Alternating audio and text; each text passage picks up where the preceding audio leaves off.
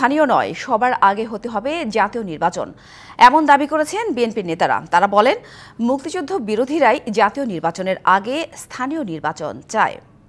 সকালে রাজধানীর স্থপতি ইনস্টিটিউটের উদ্যোগে আয়োজিত গোল টেবিল বৈঠকে এসব কথা বলেন দলটির সিনিয়র যুগ্ম মহাসচিব রুহুল কবির রিজভী।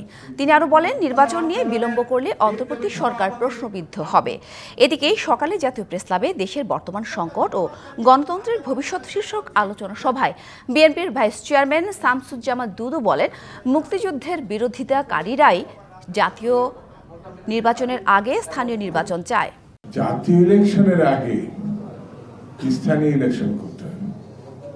খুঁজে খুঁজে দেখবেন এই কথাগুলো যেখান থেকে বেরিয়ে আসছে, তার 71 সালে মুক্তিযুদ্ধের সময় পাকিস্তান টিকিয়ে রাখতে চেয়েছিল।